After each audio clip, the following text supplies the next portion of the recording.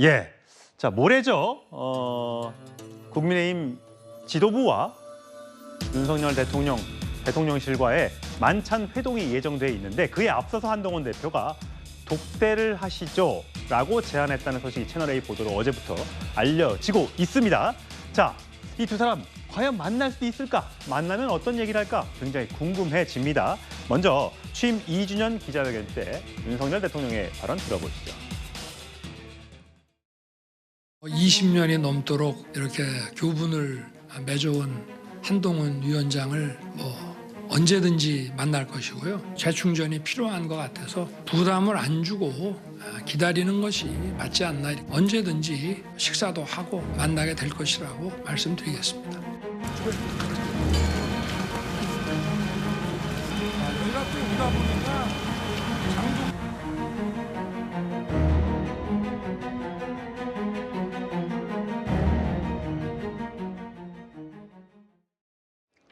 예, 윤 대통령이 이제 체코에 순방을 갈 때 지난 19일이죠. 그때 저렇게 한동훈 대표가 배웅을 나갔죠. 그래서 짧은 악수를 나누고 대통령이 저렇게 짧은 악수를 나누고 대통령이 오르는 모습을 먼저 보여드렸고 오늘도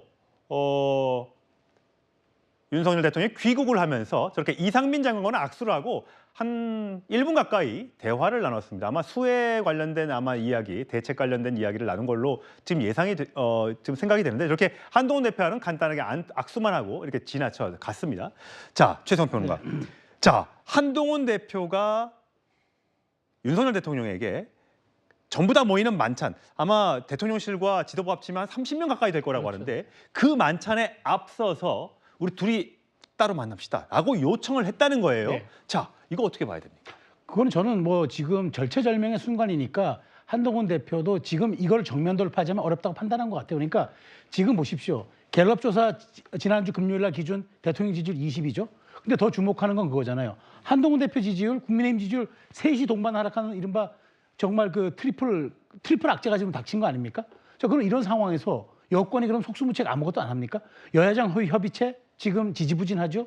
이런 상황에서 대통령이 체코 원전에서 뭔가 성과는 얻어왔지만 이거 가지고는 안 돼요. 지금 하반기 이제 보십시오. 이재명 대표 사법 리스크가 있다 하더라도 9월, 10월 국회는 민주당의 시간입니다. 예, 자, 국정감사 기간이죠. 그렇죠. 이걸 어떻게 감내할 거예요? 그렇다면은 저는 그 밥 먹고 친소 관계를 다지는 그런 최고위원과의 만찬보다도 오히려 한동훈 대표의 독대만이 이런 돌파로 풀 수 있는 신호, 내용은 나오지 않아도 좋아요. 그래서 어떤 식으로든 두 분이 만난다는 그 시그널을 여권에 줘야 되고 국민들이 이제는 원팀이구나. 뭔가 합해서 당정이 일치해서 나가겠구나. 그런 희망을 줘야죠. 그러지 않고 한다면은 저는 윤 대통령도 국정 돌파를 할 수 없다고 보기 때문에 이제는 저는 선택의 문제가 아니라 이거는 필수의 문제가 아닌가 그런 생각이 듭니다. 성치훈 부장 보시기에는 그럼 윤석열 대통령이 지금 이제 보고를 받았을 거 아니겠습니까? 응할까요? 안 응할까요? 지금 응하지 않기도 매우 곤란한 상황이 된 거 아니겠습니까? 그러니까 지금 이거를 누가 과연 흘렸을 것인가. 사실 윤석열 대통령 입장에서는 이런 게 흘러나왔는데 독대를 안 해주면 마치 그 개인적 대화를 하기 싫어하는 대통령의 모습이 보일 수 있고 대통령이 피하는 것처럼 보일 수 그렇게 있다. 보이기 때문에 피하기도 참 애매한 상황이 된 건데 근데 지금 또 국민의힘 측에서는 우리가 공개한 적은 없다라고 말하고 있지 않습니까? 제 개인적 의견입니다만 사실 이전에 대통령과 한동훈 대표가 만났을 때도 뭔가 비공개로 만나려고 하다가 누군가에 의해서 정보가 흘러나와서 두 분이 만난 게 밝혀지지 않았었습니까? 저는 그때와 비슷한 것이다. 아마 대통령실 제 개인적 생각으로는 김건희 여사 라인 뭔가 대통령과 한동훈 대표가 개인적으로 만남을 갖는 것을 싫어하는 사람 그쪽에서 이야기를 흘렀을 가능성이 매우 높다고 보는데 이런 상황에서 윤석열 대통령 사실 안 만날 수 없습니다.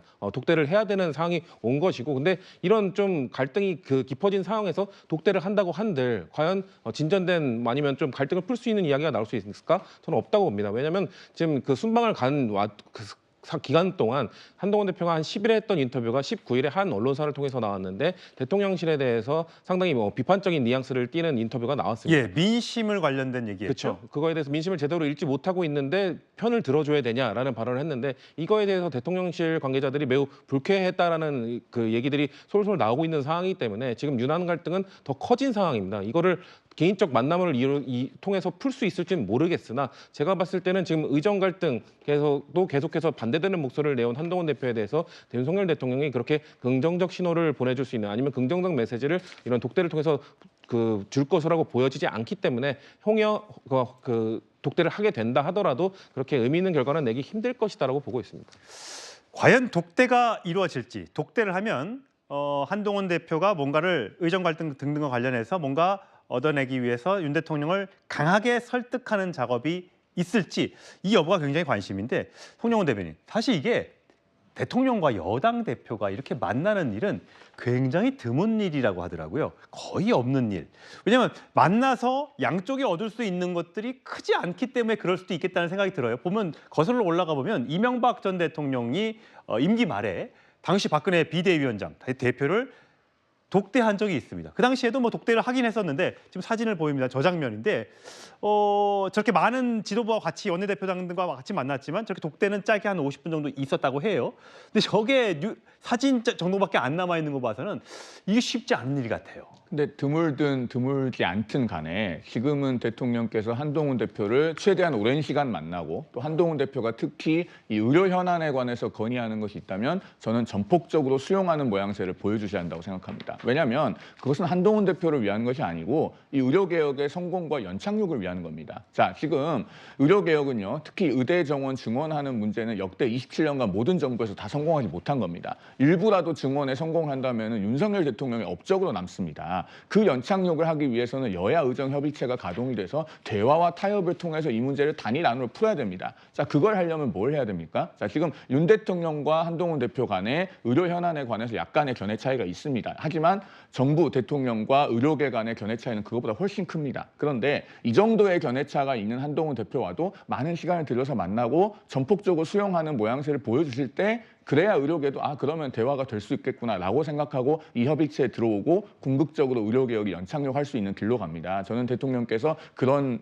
생각을 충분히 하실 것이다라고 생각해 봅니다. 예, 모래 만찬에 앞서 두 사람의 독대가 이루어질 수 있을지 굉장히 관심이 갑니다.